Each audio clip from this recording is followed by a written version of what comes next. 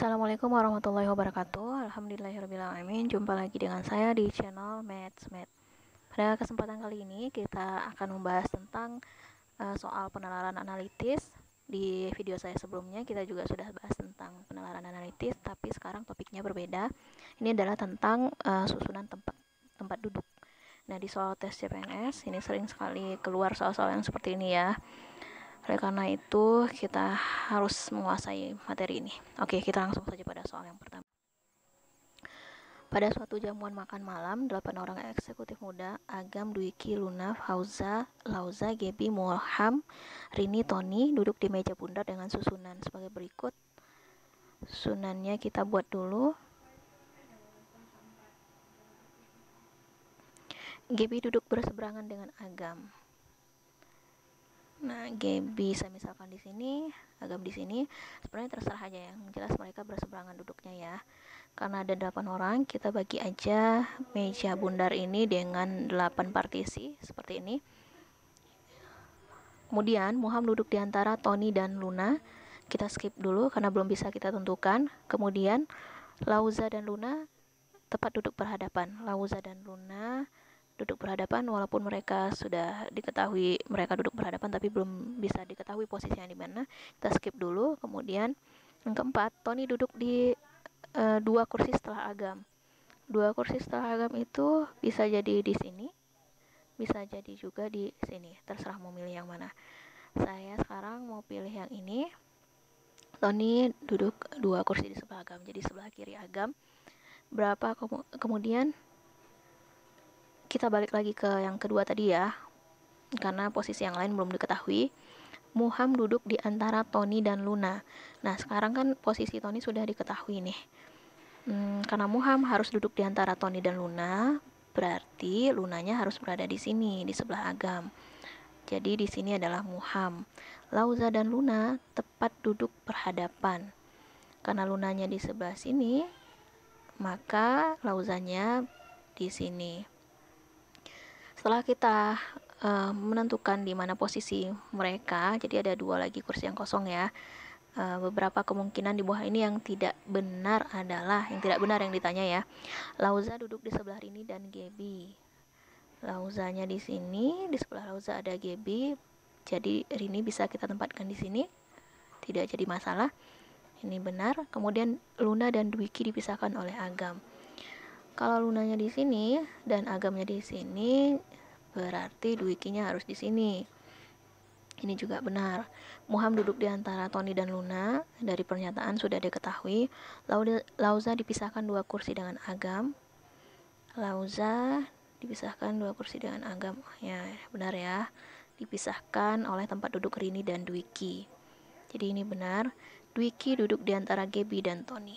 Dwiki harusnya duduk di antara Rini dan Agam. Jadi ini salah. Karena yang tidak benarnya adalah yang ini, maka jawaban yang benarnya adalah yang ini. Dwiki duduk di antara Gebi dan Tony. Soal yang kedua. Seorang karyawan mengatur 6 ruang kerja untuk 6 staf dengan urutan ruang 1 sampai dengan ruang 6 sebagai berikut. Nah, kita ilustrasikan ruangannya adalah seperti ini. Kita bagi 6 ya.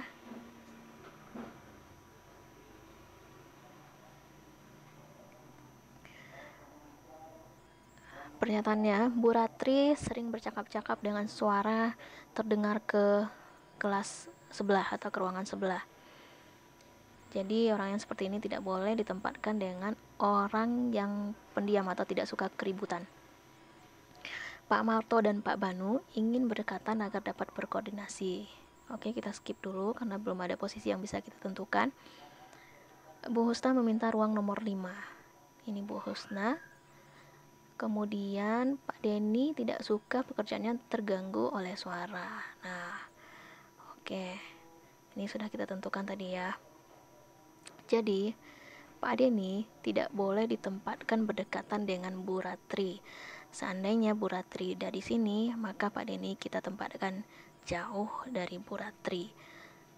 Kemudian pernyataan yang kelima, Pak Kasman, Pak Marto, dan Pak Denny adalah perokok. Kita skip dulu pernyataannya. Kita lihat pernyataan yang keenam. Bu Husna alergi dengan asap rokok. Nah, kalau Bu Husna alergi dengan asap rokok, berarti Bu Husna tidak boleh ditempatkan dekat dengan Pak Kasman, Pak Marto, dan Pak Denny. Nah, sedangkan Pak Denny sudah ada ini di paling ujung kan. Jadi tinggal menempatkan Pak Kasman dan Pak Marto. Sebelum menempatkan itu, kita lihat dulu pernyataan yang kedua, yang ini. Pak Marto dan Pak Banu ingin berdekatan. Yang tidak perokok antara keduanya ini adalah Pak Banu. Oleh karena itu, Pak Banu bisa ditempatkan di sebelah Bu Husna, Pak Banu. Sehingga Pak Marto bisa kita tempatkan di sini.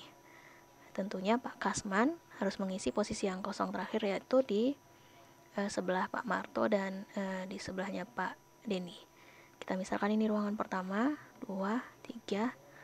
Nah, dari awal kita harusnya udah memisahkan ya, karena Bu Husna tadi udah diketahui ada di ruangan nomor 5. Ini saya ngitungnya juga dari kiri tadi. 3 karyawan perokok harus ditempatkan di ruangan nomor berapa? Tadi yang perokok adalah Pak Kasman, Pak Marto, dan Pak Denny. Jadi mereka ditempatkan di ruangan nomor 1, nomor 2, dan nomor 3. Oke, selanjutnya. Pada saat ujian semester, panitia menentukan deretan tempat duduk Andi, Bayu, Cindy, Dona, Eni, dan Vanya sebagai berikut. Andi tidak bersebelahan dengan Bayu dan Cindy. Kita skip dulu karena posisinya belum bisa ditentukan. Dona bersebelahan dengan Cindy. Nah, ini bisa kita tentukan. Coba lihat ya. Dona bersebelahan dengan Cindy, saya buat seperti itu. Kemudian Andi dekat dengan Eni dan Eni dekat dengan Dona. Ini dekat dengan Dona, saya letakkan di sebelah Dona, Eninya. Kemudian Andi juga harus dekat dengan Eni, seperti ini. Kemudian selanjutnya, Bayu di dekat Vanya dan Vanya di sebelah Andi. Nah, kuncinya Vanya di sebelah Andi. Kemudian Bayu di dekat Vanya, sorry. Cindy berada pada urutan terakhir. Nih, sudah benar, Cindy berada pada urutan terakhir. Oke, kita lihat pertanyaannya. Jadi urutan tempat duduk ke-6 anak tersebut adalah Bayu, Vanya, Andi, Eni, Dona, Cindy. Jawaban yang memenuhi yaitu yang B. Soal keempat. Soal keempat ini sama persis caranya dengan soal yang pertama tadi. Ini soal keempat saya jadikan PR ya bagi teman-teman semua. Ini sama persis, coba aja.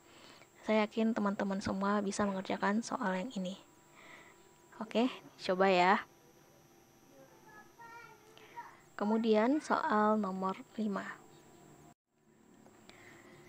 8 orang anak A, B, C, D, E, F, G, H sedang belajar bersama dengan menggunakan meja persegi panjang dan 4 kursi yang saling berhadapan dengan ketentuan sebagai berikut. Kita ilustrasikan mejanya seperti ini, persegi panjang, masing-masing sisi ada 4 kursi di sini. Misalnya di sini. Ya.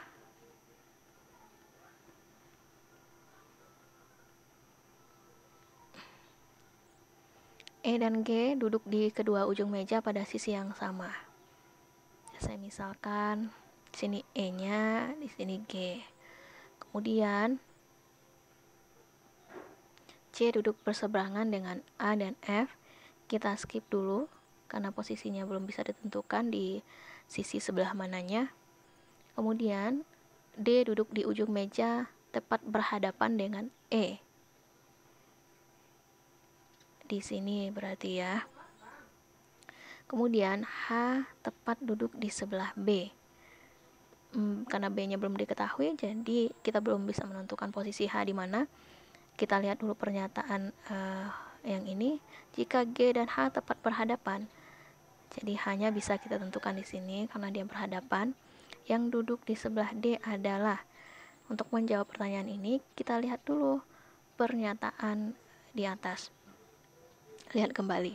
H duduk tepat di sebelah B. Jadi B-nya adalah di sini. Lihat pernyataan yang ketiga tadi udah. Kemudian yang kedua, C duduk berseberangan dengan AF.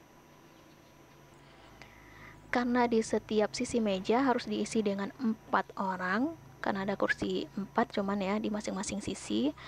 Jadi otomatis C-nya harus di sini. Karena tidak mungkin A dan F di sini ya, karena cuman ada satu kursi kosong yang tersedia, yang tersisa. Jadi A dan F-nya adalah di sini sejajar atau satu sisi dengan E dan G. Jadi kita bisa jawab pertanyaannya, yang duduk di sebelah D adalah C ya. Oke. Oke teman-teman, demikianlah pembahasan soal pada kali ini. Semoga apa yang saya bahas ini bermanfaat untuk teman-teman semua. Ingat ya, silahkan dicoba-coba di rumah soal yang nomor 4. Caranya sama persis dengan soal yang nomor 1 tadi. Itu analog ya. Kemudian ketikkan jawabannya di kolom komentar. Ya. Oke, terima kasih. Assalamualaikum warahmatullahi wabarakatuh.